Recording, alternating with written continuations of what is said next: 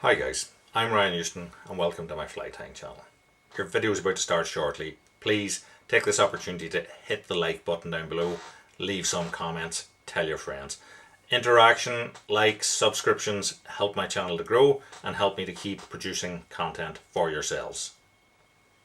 If you're new to my channel, check out the other videos that I've got. There are over 500 videos at this stage, so there should be something there for everybody. Again, video is about to start. Hit that like button down below. Hi guys, so what we're going to do is tie a version of the Brora. So the Brora was one of Megan Boyd's most popular patterns to tie, and we're going to sort of adapt it here into a more modern version, or sorry, using more modern materials, shall we say. So we have a single hook here. This is just a black salmon iron. This one happens to be a size 2, but I suppose tie it to whatever size it suits yourself. Probably, given the nature of the fly, it's going to tend towards slightly bigger sized hooks. I'm going to use black thread here, and because we have floss bodies and tinsel bodies, we're trying to keep the body itself fairly smooth, so hence trying to get touching turns, etc. So what we want to use is a fine silver oval tinsel to begin with for the tip. So I'm going to tie that in and take it down round the bend a little bit.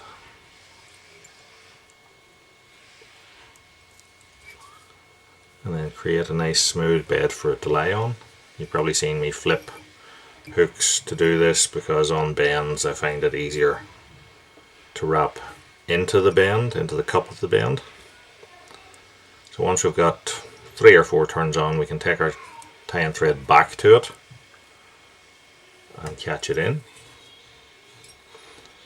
and then take that forward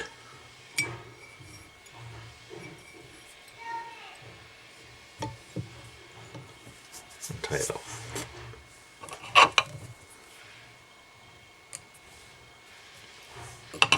So for the tag portion of this, what we're going to do is use a pink floss. For this I'm going to use a Glow Bright number 1, which is a fluorescent pink floss.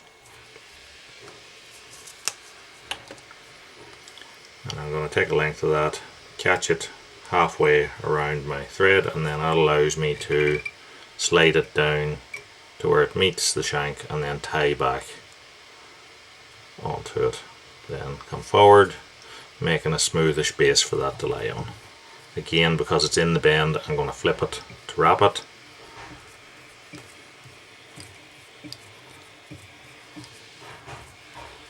I'm going to wrap that until we come up sort of onto the smooth, straight portion of the hook. So we're actually going to tie back over that, so don't be too worried about it. Now here what we're going to do is take this, the tag ends of this forward until we meet the return eye here. So I've pulled it from the top across to my side, so it's now meeting the return eye. Then at the return eye I'll fold back, and that helps us just to take that step out of the return eye in the body. I'll trim that off around the midpoint and then start to come back to where I'm going to have my tail. So for the tail, to get the tail to sit low, what I would tend to do is probably to just have it, the tie-in point of it just on the bend, so that gives you that lowering effect to it. And then depending on the size of the fly that you're tying, you could use 1 or 2 toppings. So we'll try and get away with 1 here. We can.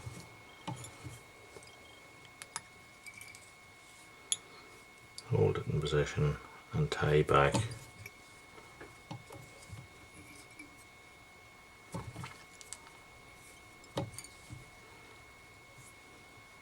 So this waist part of our feather, again, just going to trim that, and then we'll hold it into the shank and again tie it the length of the body, so again we don't end up with steps. So, not 100% necessary, but you can put in a butt if you want. And I think a butt can sometimes just help you to transition into tinsels if you're not that used to them, because otherwise you have to get it tight down to the tail and not interfere with it. So I'm going to use a tiny little bit of black merino wool here, although you could use any wool that you have, I suppose, or you could use something like a fine hand spectre or glister or something like that, and just create that little butt. So for the rear part of the body then is a wrapped oval tinsel body. So for this I'm going to use a size 17 oval silver, and I'm just going to strip the core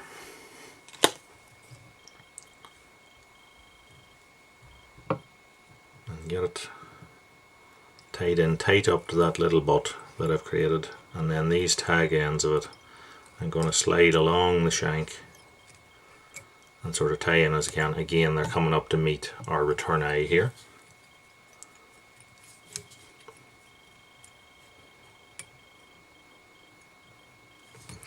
So we'll go back down to the butt, and then I'm just going to wax my thread. Too much on that.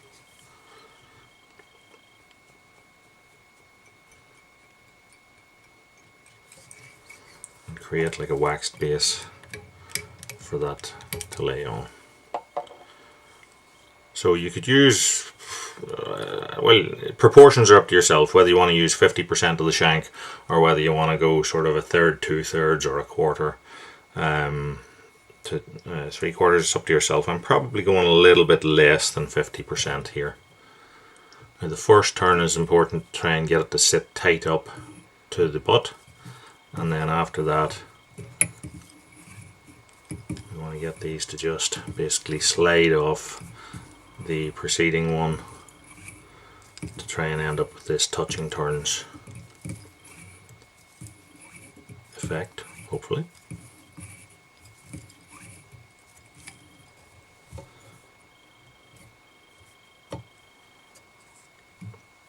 Take it here, tie it in, and then I'm just going to kink it forward and wrap again across till we get to this return eye portion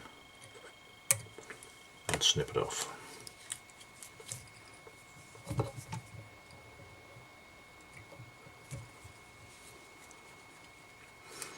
Now I'll take tighter wraps over it just to try and control it and keep it smooth, and come back to our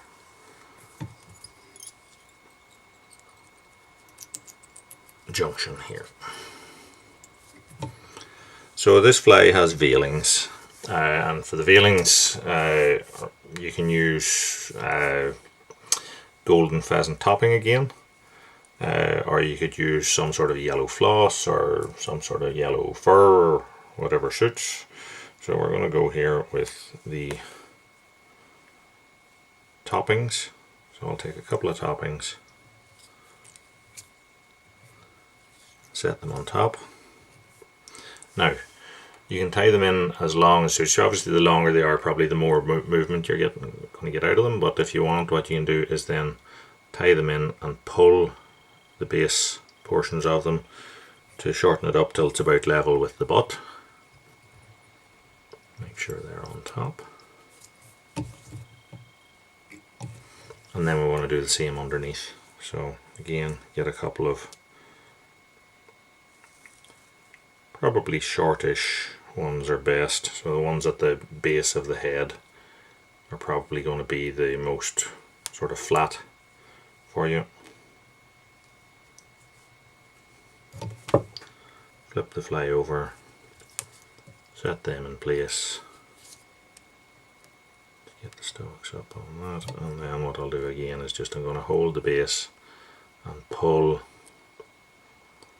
until they are the same length as the ones on top.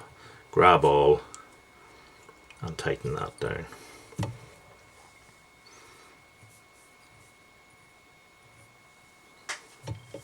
Okay, so now we'll trim these off.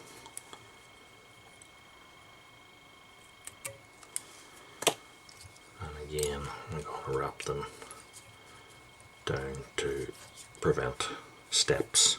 So we haven't tied this tight up yet to the back of our tinsel, because we're going to tie in our other bits that have to be attached at this stage. So we've got we have a double rib on this fly. So the double rib on this fly is a silver flat and a silver oval. So for this I'm going to use a sort of a medium silver oval. I'm going to take my flat tinsel, tie it in, and then I'm going to tie in my oval tinsel, and the oval tinsel is going to sit behind the flat tinsel. So I'll show you now in a second, but what I've done is I've tied on the flat tinsel, and then above it I've tied on the oval. So when I start to wrap the flat, then it will be wrapped in front. So as you see now, just as we get tying this back, it now kicks our veilings out that little bit. So now I'm going to even up the body.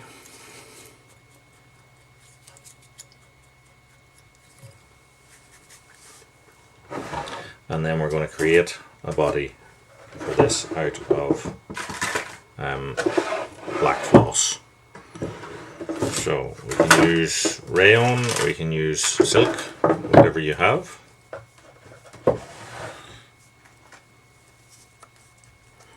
going to use real silk for this one, but any black floss will do. So I'll take my tinsels out of the way. I've taken a length of maybe 14 inches or so. I've doubled it the same way as we tied in the little tag, and then I'm going to wrap backwards. Now it might not be 100% evident, but the two strands are laying side by side here, and by stroking them back each time like this as we go, so it's stroking between my fingers, it stops them from twisting, keeps them laying side by side. I get back here to the tinsel junction. I just need to make sure that turn is good and neat, and then we start to travel forward. So this way I've created an underbody which helps to level it with the first layer of floss, and it also means that if you have any gaps on the way up, they aren't noticed because you have the two layers of the same colour. So we tie that in at the front, and then we're going to wrap our tinsels. So because this is quite a wide tinsel, we're probably only going to get 3 to 4 turns of it in. Tie it in, fold it back on itself, and tie it off. Then we're going to follow that with the oval tinsel to sit nice and neatly behind it. What you'll find is that if you sort of catch the edge of your flat tinsel with your oval tinsel as you go, it will, because it's slippery, it'll slide back until it hits the floss, and that will help you to get it sort of tight up to the back of it. And if there's just a few wee gaps, you can always just shift things with your nail. Trim that off.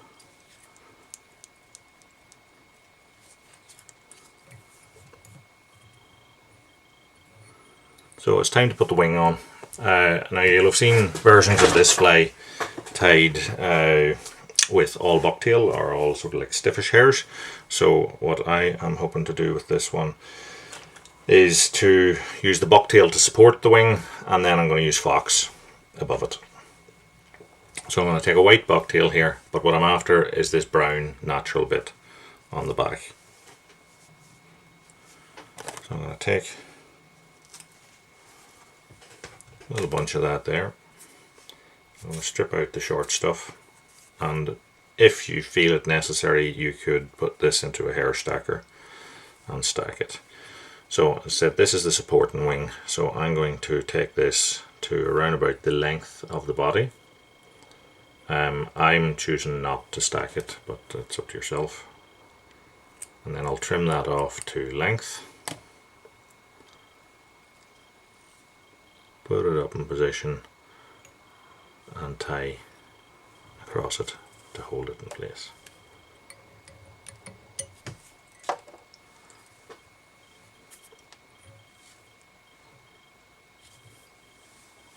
For added security, if you want, you could add a little bit of either varnish or a little tip of super glue into that just to hold it in position.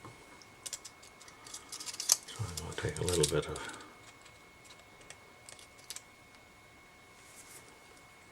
glue here and just run it on to my thread and just tap the base of that, and that is our supporting underwing. If you want it to splay out, you can just stick your nail to it and flatten it there, and that will sort of V it out across the roof of the fly. So the bulk or main of this wing, I'm going to use a little bit of like this brightish blue fox.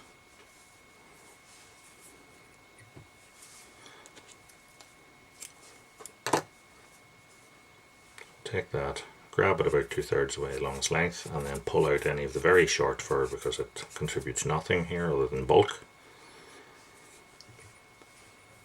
And then I'm going to leave that in to be, well, it's up to yourself on length. I would probably tend towards maybe a slightly longer wing, but some wings on these flies would be quite short like this.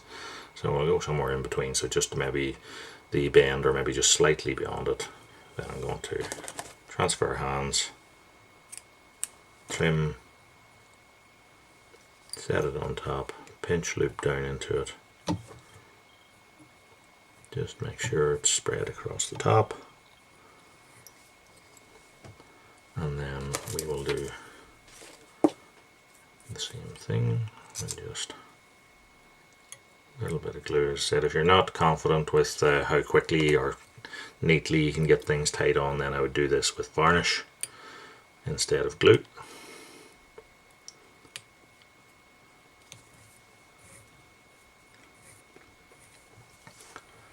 And then to cap this, we're going to use a little bit of white fox, but only a few fibres. So what I'm going to do is I'm going to take a bunch,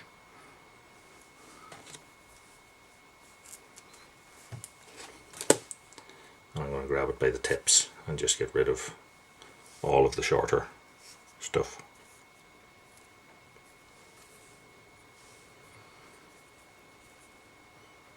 Measure that up again for length to be the same length as the blue or very, very slightly longer. And we're going to set that up on top.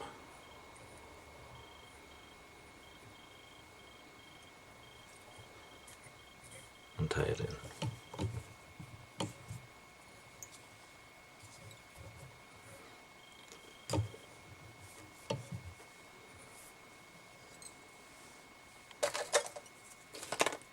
And then again, we'll just secure the whole tie-ins.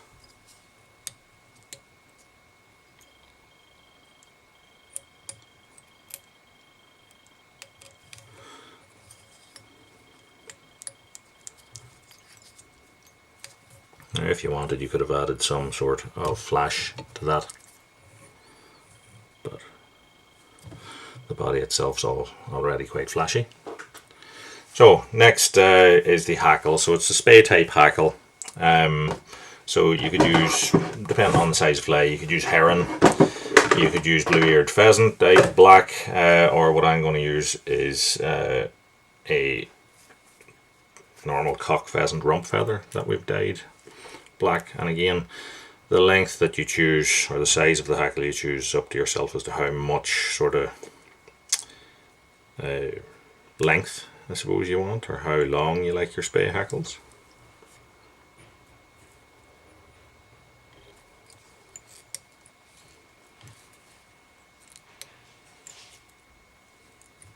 So we tie it in by its tip and fold it back, and then going to get a bit of wax onto my thread there because I don't want it slipping, and we'll create like a waxed bed to wrap on. Add the hackle pliers, and then I'm going to wrap it between my thumb and finger, and that'll double it as we go.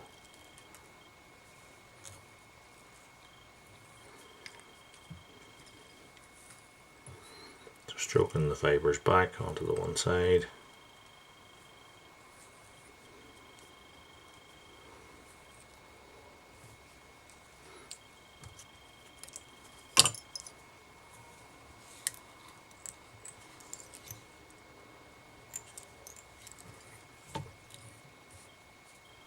Tie that in.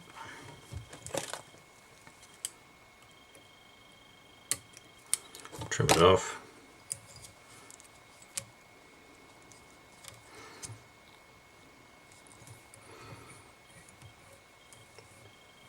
And so to finish the fly, we're going to put on jungle cock eyes. So I'll take one from each side of my cape.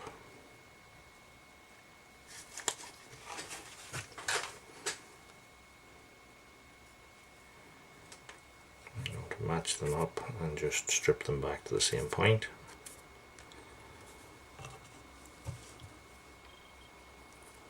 Set them up on the side and hold them in place.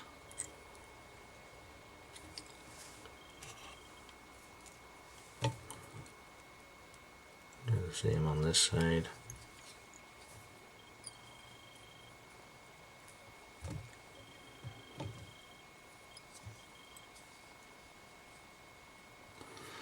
If you want extra security, you can flip these stalks back and tie over them and then snap them off,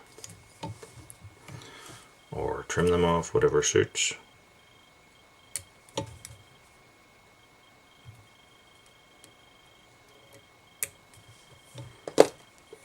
And that is our fly tied. We just need to finish the head. So I'm going to glue a few inches of my thread. I'm going to start at the front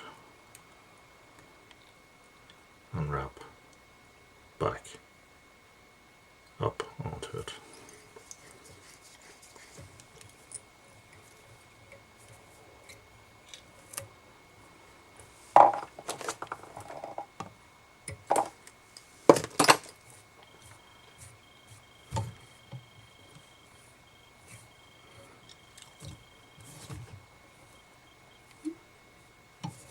Okay, so that's the tying done. I just need to varnish it.